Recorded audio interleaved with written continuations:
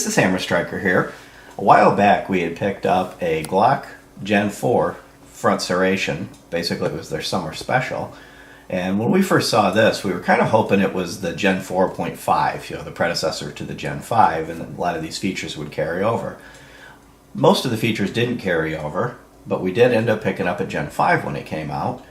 And there's some differences, some of them significant, some of them not. The front serration, the Gen4 FS, is basically a Gen 4 with the exception of the front serrations. It's a part spin gun. And of course Gen 5 has some notable differences. So we'll pick them up, show they're clear. Of course we picked up these hats yesterday, or over the weekend when we were down at there's a large gun store near us called Shooter's World. And one thing that's nice about them, besides having the camo and the Glock logo, is they don't have a little ball on them. So that when you're wearing hearing protection, you don't have this thing poking into the top of your head when the band presses on it. And we picked up this one. So if you like Glocks or you like Glock hats, go check these out, because without that little ball and the nice camo patterns, they're actually pretty cool hats. So enough about the clothing. Let's look at some guns. So I've got the two guns. I'll start out by showing that they're clear. So that one is empty. And that one's empty. Check that out. Bright orange follower on the Gen 5. So the Gen 5 magazines have an orange follower. They're basically the same with a couple differences. They are backward and forward compatible. One of the differences you'll find between the magazines is actually the base plate. I'm going to turn side by side next to each other. You'll see the base plate on the Gen 5 is significantly larger. And that's for a little cutout I'll show you where you're supposed to be able to get your hand on here and tear it out of the mag well if it's hanging up.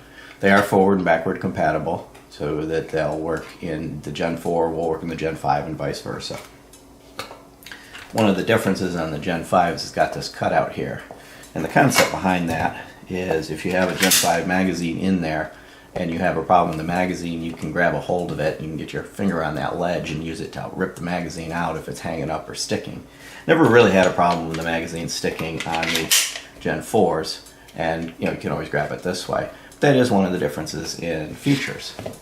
From a dimensions standpoint, they're very similar, but there are a couple differences that you just wouldn't necessarily expect. The length of the gun, front to back, both of them are 7.28 inches, so that's the same. The height is close. The Gen 4 and the Gen 4 FS, the height's 4.99. On this one, it's 5.04 on the Gen 5. And that really comes down to this flared mag well. And that's one of the features on the Gen 5. Concept being, like you would on a race gun, that flare kind of helps you make sure that the magazine goes in. If you're in a hurry or under stress and you don't get it right in there, it'll guide it in. So that magazine flare, you usually see them more pronounced on race guns. But most factory guns just have a straight mag well. So if I put the two side by side, it's kind of hard to see it, but as I tilt it around, you can kind of see there's a bit of a bevel and a flare on the Gen 5. And the Gen 4 is your typical straight Glock magwell. The textures are similar. The Gen 5 is a slightly more aggressive texture. The pyramids are a little bit pointier and a little bit draggier than on the Gen 4. It's enough to give you a little bit better grip, but it's not enough that either one of them is going to tear up your hand. There's no sandpaper feel to either one of them. Now, of course, you'll have a hard time seeing it on camera, but if I set them side by side, you can see that the squares are a little bit more pronounced on the Gen 5 than on the Gen 4. Kind of shows up. Looks on here as if one's a little darker, but effectively they just kind of stick out a little bit more. And there's the back strap. Now on the front straps, there's a noticeable difference. Not only do you have the texturing, the Gen 5 has no finger grooves. So it's got full texture across the front of it, but there's no finger grooves. And the Gen 4 has, of course, your finger grooves. That comes down to personal preference. You either like them or you don't. I found no problem getting a hold of either gun, and on the Gen 4 with the finger grooves, it fits my fingers. So when I grab a hold of it, it kind of fits my hand. It fits my hand well. Some people, you got different size fingers, that finger grooves might be annoying. On the Gen 5, where the finger grooves aren't present, it doesn't really matter what size your fingers are. They're going to lay on there nicely. The front serration gun, or the summer special, it's got front serrations. The FS has the front serrations. This is, if you like to do the press check thing, gives you a really good grip on it to do that. And it also it makes the gun look a little nicer. It makes it look a little more balanced. Not that Glocks are necessarily trying to win beauty contests, but it does actually flow nice. I was really surprised when the Gen 5 came out and it didn't have the front serrations. They'd already figured out how to mill it. They'd already figured out how to do it. I would have expected that the Gen 5 would have had the front serrations. And I've never really had a problem doing a press check even on the smooth Glock, smooth finish. But it does, I'm squeezing harder. I'm doing a little bit more squeezing to get it done than I would with that front serration. One of the big ones that people complain about a lot is the plastic sights or the polymer sights. The Gen 5 here has polymer sights just like a regular Gen 4. The Gen 4 Summer Special or FS has got metal sights. Now I've never broken a Glock sight. I'm sure that there's people that have, and they'll probably comment that they've broken their sights, and that's a very real possibility. I never have, so I've never had a problem with the polymer sights. But if Glock had figured out the metal sights and they had them working, you would have figured they would have put them on the Gen 5.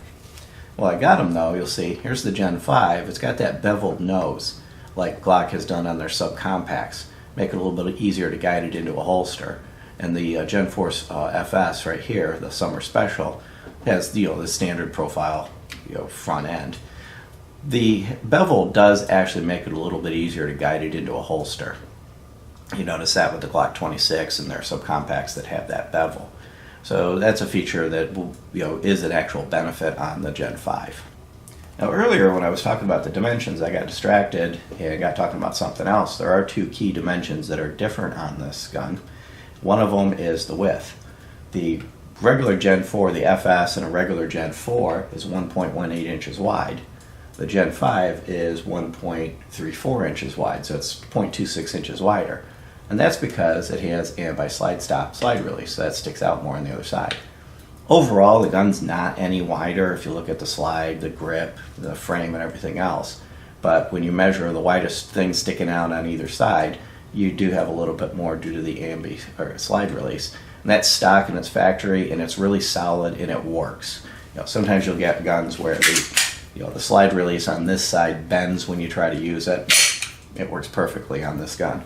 So it's a nice, solid, well-done ambi slide release. The Summer Special, the Gen 4, has the extended slide release, but it's your standard one side only, just like any other Glock. Both of them have reversible mag catches. So there's mag catch on this one. Both of them are reversible, so you can flip them over to either side. Neither one of them is true ambi. Now the Gen 4, the FS, has an extended mag release, a little bit larger, sticks out a little bit more, a little bit easier to get your thumb on it quick in a hurry and get that mag out of there. Whereas the Gen 5 just has the standard Glock mag release. Not that that's not something that's easily to buy. You can buy that on just about every site that does aftermarket has these extended mag releases, so that's real easy to add on afterwards if you want to. One thing that did surprise me, I kind of didn't expect, the Gen 5 is a little bit heavier. Not a lot, it's 0.34 ounces heavier at 23.99 ounces unloaded versus the Gen 4 at 23.65. Now, a little bit of the extra weight is, could be from the slide stop slide release, but I don't think that can account for all of it. I think most of the other differences are probably in the fire control group and the barrel. The fire control group, when I get it apart, is different. Beyond that, they've got all the same profile. You've got the same basic trigger guard, same split trigger, single Picatinny rail, all the other features that you'll be used to on a Glock. So I'm going to take them apart. I'm going to show you there's some more noticeable differences on the internals of the guns. So I'm going to stop, I'm going to take them apart, because you guys have seen Glocks taken apart before. I'm going to take them apart, get the parts, and resume and show you what's different. We've got them apart, and we'll start with the frames. Overall, for the most part, the frames are the same. You look up at the front part, the front guides, locking block, and all that. That's all the same. Of course, you can see the difference in the ambi slide stop slide release and the architecture for that to work. So it gets different when you get back here to the fire control group. And I've got the Gen 4 front serration or Summer Special on the left or on the bottom, and I've got on the right or the top, I've got the Gen 5. And you can see that the fire control groups are noticeably different. The way the sear is set up, we've got this extra little polymer piece in the Gen 5, around the trigger fire control group, and we've got no little protrusion on the striker block pin versus we do on the Gen 4. So they've made some changes, and actually the changes are significant enough that you can't swap slides. They won't work. Try to put a Gen 4 slide on this one and it's going to hit right here. And when I pick the slides up, I'll show you the backs are different. So franken-gunning these isn't something you're probably going to be able to do reliably. So overall, the differences aren't drastic. It's not like they're completely different guns, but they're enough to make them, somewhat incompatible from trying to swap parts. And the trigger is a little bit smoother on the Gen 5, not significantly, but I'll show you why. One of the changes that is noticeably different between the two slides, I've got the Gen 4 FS slide here and I've got the Gen 5, is the striker block. The striker block on the Gen 5 is similar to what you saw on the Glock 42 and 43. It's kind of a ramp. It's a little oblong shaped, ramps up, it's got a flat top, and it ramps down. And the Gen 4 is the classic one you've seen that's round with kind of just a beveled edge.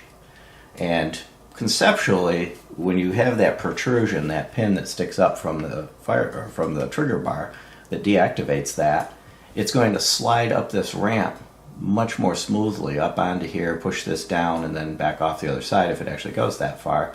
Whereas it's more likely to kind of hit and possibly drag a little bit sliding onto this. So it did actually create a slightly smoother trigger. Now, you can't interchange them. The oblong shape is offset, and you couldn't put one in the other. There's no changing them back and forth. So this style is on the Gen 5, and there's no way to do that on the Gen 4 without major machining. But it does make just a hair difference in the smoothness of the trigger. And the strikers are the same. They just one happens to be off the block and down, but if they're engaging forward, they're basically the same. So there's very little change there. Now, one of the things you will notice is the difference in the finish. This has got your classic Glock finish that they've been doing for the past, about 3 years. When they switched away from doing the tenifer, because you can't do that coating in the United States. And this one is NDLC. And it's supposed to be a lot more durable and stronger finish. And by the way, both of these have a bunch of stuff on them it's from holsters. They're not actually wear, it's just where the oil isn't even. So the finishes on both are very smooth and clean. This camera just picks up everything, fingerprints, everything else. But if I clean them off, you can see that both finishes are quite smooth and well done. We did find that the NDLC finish, at least on the barrel, may not be quite as durable as the classic finish on the barrel, and I'll show you that when I get the barrels out of here. But differences are, like the frame, the differences are not drastic. It's not a completely different gun. But again, they're different enough that they're not going to swap back and forth. So let me pop the barrels out and show you the differences there. So I've got the barrels. This is the Gen 4 FS or Summer Special. This is the Gen 5. And architecturally, when you look at the barrels, there's not really any noticeable difference when I put them side by side. The locking lugs, everything else is pretty much the same. One difference you'll notice is a significant amount of wear on the Gen 5 barrel. Looks like this thing's got hundreds of thousands of rounds through it. It doesn't. It's got a few hundred rounds through it. This has about the same number of rounds, maybe a little bit more. The classic finish has always held up well. The barrel doesn't really scuff, and if I look at it and I get the light on it just right, I can see a shape. I can see this basic shape, kind of just a hint of it in the classic barrel. This showed up very quickly. So this wear pattern showed up in the first box or two of ammo, if that. Probably the first couple of mags, that wear pattern started to show up. And it's also here on the bottom. So at least on the barrel, the NDLC finish doesn't seem to be as durable. Now I always oil the barrel, put a little bit of oil around the body of the barrel as well as the locking block, so that'll prevent corrosion.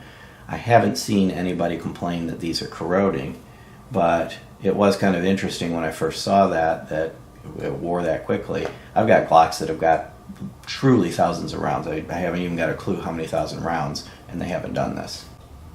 And of course, if you're new to Glocks and you're curious about how to clean and maintain them, we've got a video on cleaning the Glock 42. It pretty much applies to all Glocks, but we used a Glock 42 in that video.